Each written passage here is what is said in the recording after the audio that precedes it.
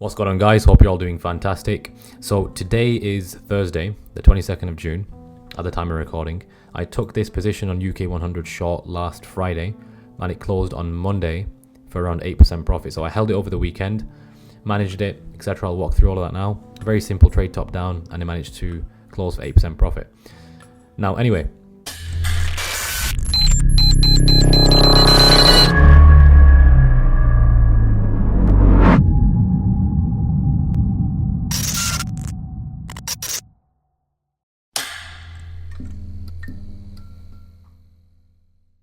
And before this, there were two losses. So one on Germany 30 and one on euro dollar. Both were brilliant trades. So 3 trades really for the month, a total of 6% profit. Now, I'm not really bothered, as you guys have gathered pretty clearly now. I'm not really bothered about P&L return month on month. We don't look at things month on month. I think it's an employee mentality. And if anybody's advising you like that, they're likely advising you from a lack of experience, because don't never ever do this. Look at your trades or your P&L or as a reflection of your performance, especially month on month. Only do that year on year. Quarterly we measure, so we check in as truly, how's this quarter gone? Have you missed many trades? But even quarters are just check-in periods. A full year is an actual reflection in terms of profit and loss, what your actual performance was like at the end of the year. Now, it's very easy to have a positive month. Slightly more difficult to have a positive quarter, but it's very possible to then have a positive quarter that you can look back on and see that a lot of your trades weren't actually great. And when a lot of people measure their profitability in quotes based off of 1 quarter, 3 months, it's such a short sample size. It's not a reflection at all of a trader's ability. A full years of performance is different, because you can't just fluke 12 months of profitability, right? It's very, very difficult for that to happen, and it's very rare that does happen. And especially when someone's been profitable for over 2.5 to 3 years, and then you combine that with trading at scale as well within that, that's when you know you've got a good trader at hand. Anyway, aside of that, we'll talk about that in a minute, because I've got a few important messages that I'm going to be very abrupt about, very clear about in here that I want to speak about. So we'll dive into that shortly. Now, what happened here is UK100 broke the highs at 7900s. Now, there's two major ways, aside of all the other fancy ways that you guys may know.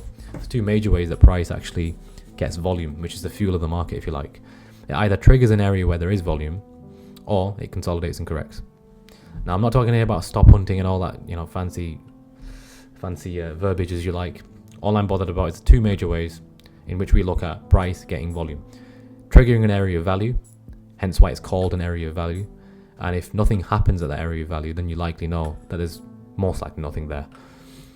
Or consolidating or correcting. Now, remember, every pattern is a form of a consolidation, but not every consolidation is a pattern. Right, so you might want to replay that.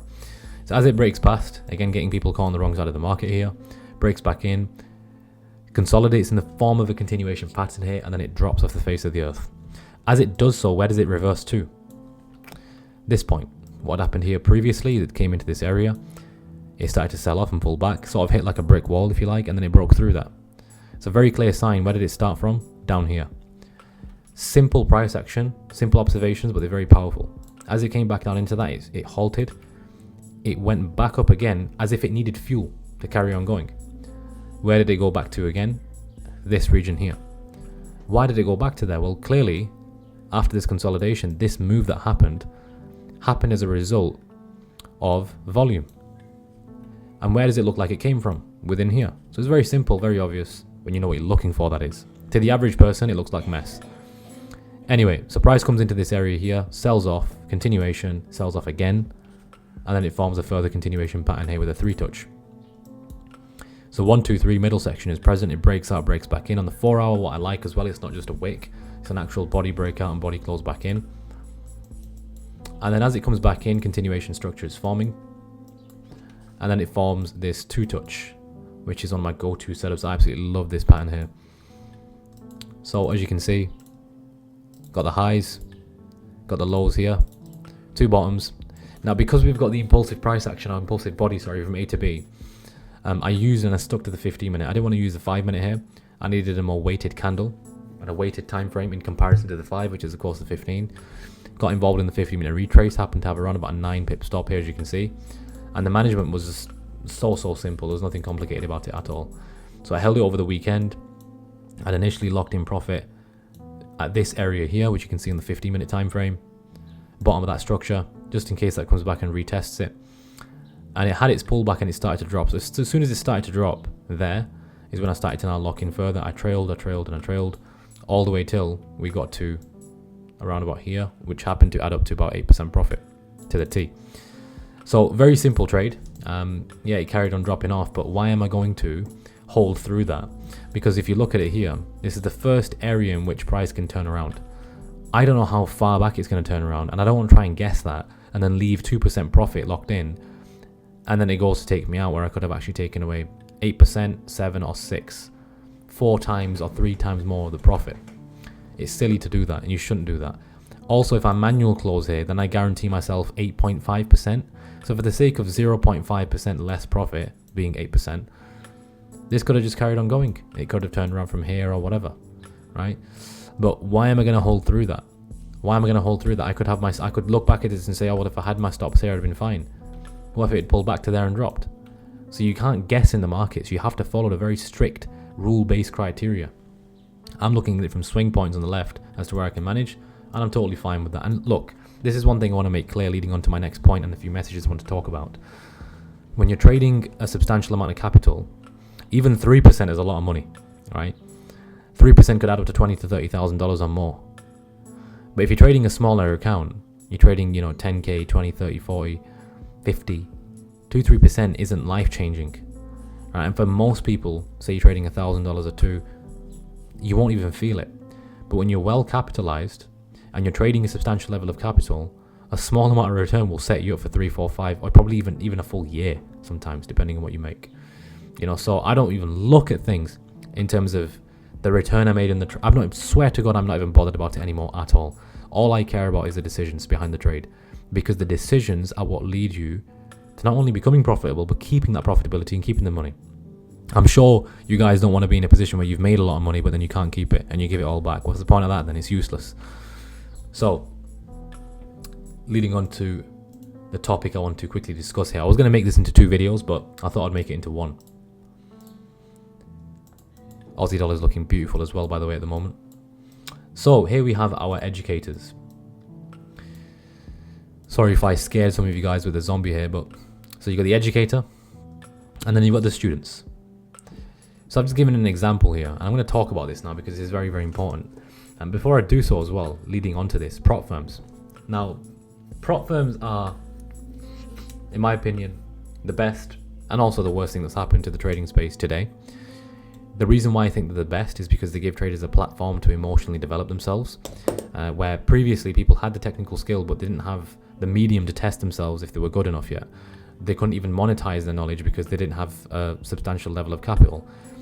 So the reason why prop firms are brilliant is because they help traders get capital, as you guys know, so long as they've got the skill set, which is what leads me on to the next point as to why they're the worst thing that's happened, is because they make people think they can trade when they can't. All right, and that's the issue. So what happens is you now pay a small amount of money, and now you can get access to $100,000 in capital. So people just have to make 9 or 10%. You can so easily get lucky on a trade and make 9-10%, and that could have been the worst trade you could have possibly ever taken, and just out of probabilities it played out, and now you've got $100,000 in capital. Does that now qualify you as a 6-figure trader? Be totally honest and do not bullshit yourself. Does that qualify you as a 6-figure trader? No, it doesn't. You're managing 6 figures, but you're not a 6-figure trader. And I am not saying this to disempower anybody. Please do not misconstrue what I'm saying as demotivating, or I'm trying to tear anybody down, or make you feel like shit, because that's not my intention here.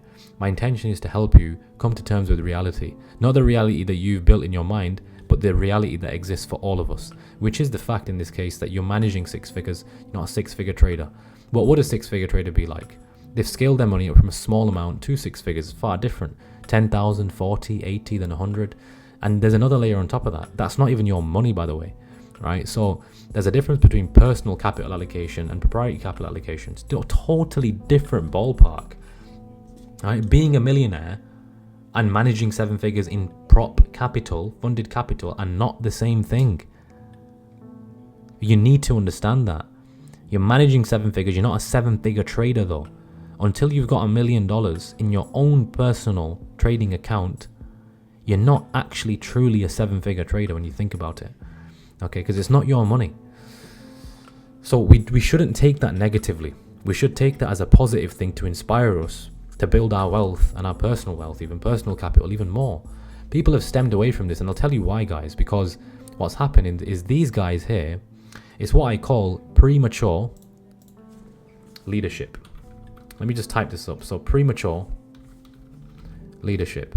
And I have seen this time and time and time again, and it does nothing but tear people down eventually. People destroy themselves. As humans, you got to understand human nature. We're designed to self-destruct, to self-sabotage. We're designed to do that.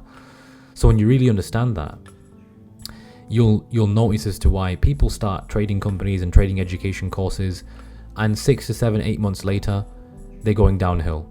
2 years later, 3 years, Falcon's been around for 6 years and counting, and we're the best we've ever been. That, you don't get that anywhere. That's very rare. And I'm not saying that to blow our own horse. You look around anywhere and tell me any trading company, there may be one out there. I'm not denying there isn't, but it's very, very hard to find. Find me one trading education company that's been around just as long as Falcon and has achieved and is going to achieve what we are going to achieve, has got the infrastructure that we've got, the network that we've got, the resources that we've got, property fund, right? Falcon's developed his own property fund, which is going to be launched at a particular milestone, which I can't talk about yet. Our own in-house proprietary fund, which has actually been set up properly, by the way, and not rushed, like 99% of other proprietary funds nowadays that are starting. Guys, one thing, I reminded myself of another good idea, which is not actually part of this video, but I've just had a light bulb moment. Anybody who understands I'm not an economist, by the way, right? But everybody should know basic economics. Anybody who understands the economy knows that whenever banks, okay, you all love a bit of banks, okay? Whenever they provide low interest rates, what do low interest rates do? They're appealing, aren't they? Appealing to who? To the public, to the consumer. Why? Because borrowing is cheaper. Have you ever had a situation where your bank has said to you, we'll lend you X amount of money if you do this, or they're trying to give you incentives to borrow money? I'm sure all of you have noticed that and seen that, right? And they make things come across so attractive because they know exactly how you think. It works identically in the game of trading. And let me rephrase, the business of trading. Where brokers do this a lot. They know exactly what appeals to you. Prop firms do this a lot. They know exactly what appeals to you. Now everybody's talking about and ranting on about no time limit prop firms. Falcon was doing this 2 years ago. Like, this is nothing new to us. We already had this set for our students, for our traders. This is why it took us longer to build our prop firm, because we had to actually outlay a lot more strict rules. That we've got a 12-month time limit, and we had things that prop firms are now bringing out we had 2 years ago. Falcon's 10 steps ahead of the curve, guys. Everything's looked after here. I'm telling you, it's done properly. Now everybody's talking about it. We were talking about psychology 2-3 years back and emphasizing how important it is and how important a trader's frame of mind is to affect their decisions, which again lead to your performance being poor or great in that matter. And now everybody's talking about trading psychology and they're bringing out trading psychology courses. We've been 10 steps ahead of the curve for years.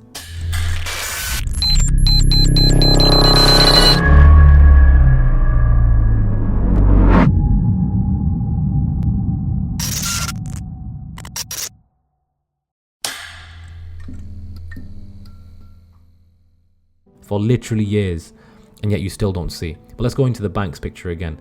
Low interest rates, more appealing, borrowing is cheaper, etc. When more people borrow, this is how the economy again eventually moves over time. More people are borrowing, there's more debt accumulated, etc. And this is how the whole cycle begins. And so it's actually interesting to me. It's very funny. I'm like smiling when I'm recording this, that it's the same pattern. It's just human nature. What people do is they capitalize on human nature. They capitalize on people's stupidity. Please don't be part of the bracket of people that are falling victim to that, and you're being literally ragdolled around because your stupidity is being capitalized on. And what's happening is when people are creating these prop firms, they're luring you in, because I'm telling you, a lot of these prop firms are not developed properly, and they're not developed securely, and they're not developed sustainably. Right? I can vouch for Falcons because I know it is. It's more in-house. It's closer to home. But I can't guarantee that for the rest of these prop firms out here. I'm not even talking about the big names. I'm talking about these random things that just pop out of nowhere, traders that pop out of nowhere and just say, I've got a prop firm today and this is why I'm better. It's becoming a joke, okay? So going back to my notes here, because I actually had this written down. I very rarely write things down before a video, but I didn't want to forget it as well. So that's more or less human nature, okay? And this is present in the markets everywhere as well, but I'm talking about just in the education space. It's become very gamified, and people are being given a leadership role too prematurely. And what happens here, what I've demonstrated, I really put them as a zombie, because it's like the blind leading the blind, and it's very animalistic as to how people are trading nowadays, how people are portraying trading to be. If I knew before coming into trading that it would be like this, I actually wouldn't have started trading, because the very thing that attracted me to trading was that it was professional, especially seeing Falcon for the first time, which I'm so lucky was my first trading community, and it will always be my trading community, first and last. I'm so glad, I'm so grateful, I thank God every single day that Falcon was the first place I came across, because it's professional. You know, there's a couple of other places out there as well, but it's so rare to find professionalism anymore. You know, you've got 20-year-olds, 21-year-olds mentoring people. It's different. Your trading mentor, let's replace that with educator here, should be in a position where they've got assets. Should be in a position where they're a millionaire. Now, millionaire doesn't mean they're managing 7 figures in capital, guys. In proprietary capital, sorry. It's far different. As I've said, it's not the same thing. Don't confuse it. I could today put 7-figure trader in my bio. I could put all these things. I can make it look so nice. But if I'm not where I need to be yet, why the hell am I going to mentor people? Because this is what happens. Messages change as they have new aha moments, and that's fine. This trader may be progressing, they have their ups and downs, but as they're having their downs, these people suffer as a side effect 10 times worse.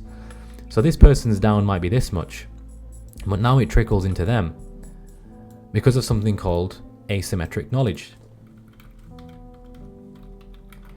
Alright, so asymmetric knowledge is when one person knows something more than the other person. In fact, I'll pull up the Google definition for you guys now. So, as you guys can see, asymmetric information, also known as information failure, occurs when one party to an economic transaction possesses greater material knowledge than the other party. So basically, in simple terms, when one person knows more than the other person about a product, right? It's in economics, it's in sales, it's in everything. So if I, for example, I'm trying to sell you a car, and I know that you have no idea about cars, and I know more about this car, I could sell you a broken car and convince you that it's not broken, and you will buy it because I have extra knowledge, I have the edge over you in that situation. Okay, so this is the same thing. Now, because this educator, or this trader, let's say, has an upper hand over his students, or her students, and they've got that extra experience, they may still not be where they need to be, and they may not even be profitable yet. They may only be trading, let's say, 6 figures. And they may be on the way to 7 figures, where they're going to have some sort of turbulence, maybe, you know, where they're encountering curveballs, which happen, that they've yet to learn how to manage. Experience that they still need, by the way, in order to be qualified as a mentor. They're going to encounter that. Now, but because they've got asymmetric knowledge, that their downfalls are going to be slightly less than the students who've got less knowledge, less experience, who are going to feel it a lot more. And guess what? When they have this high, when they make that big win or whatever, they're going to be praising him or her like a god, and they're going to think they've made it. And then they're going to fall just as turbulently, and they're going through heart attack after heart attack of a situation in their trading, because this muppet here has no idea how to facilitate for whatever curveballs come their way, because they've not even built the experience yet. This is the problem of trading today. You need to learn off people who've got their shit figured out. I'm a coach here. I never ever intend on being a mentor, right?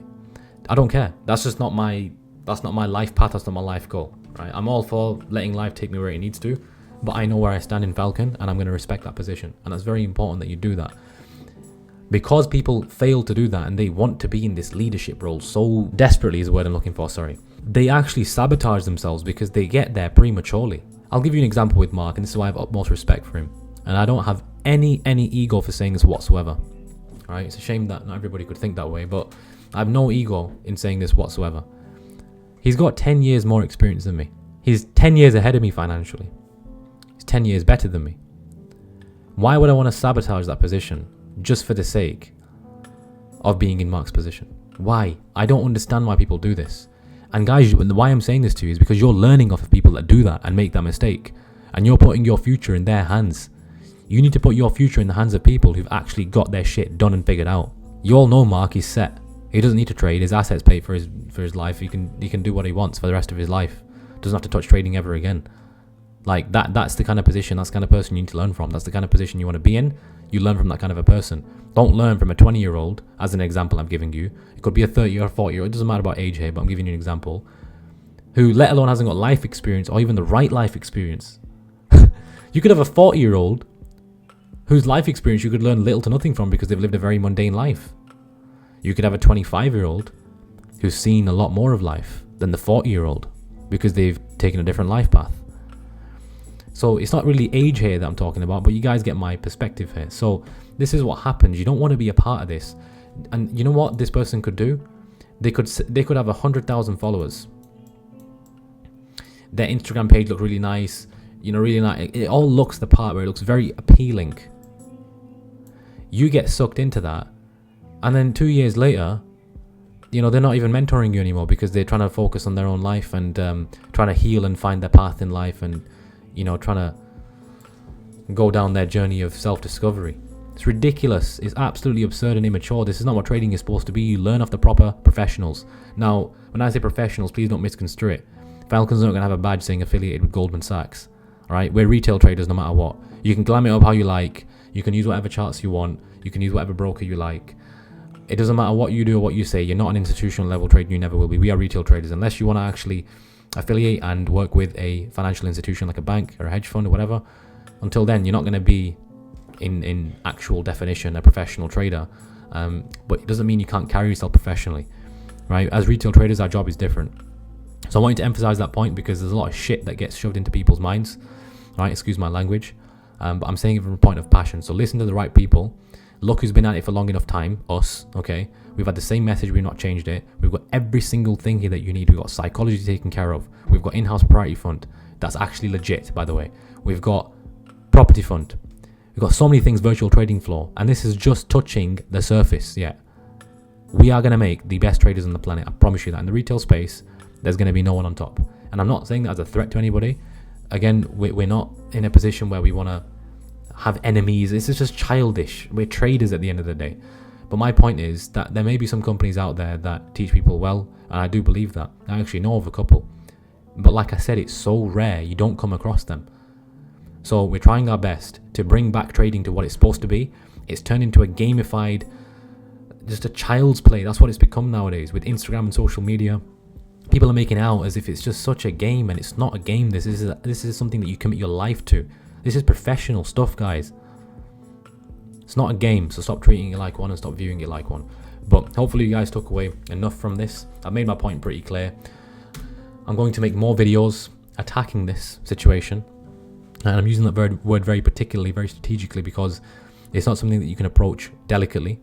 And I'll keep you guys posted on the YouTube. I'm going to be posting a bit more frequently over the next couple of weeks just to get this stuff squashed and really help you guys understand the truth. Not my truth, but the truth.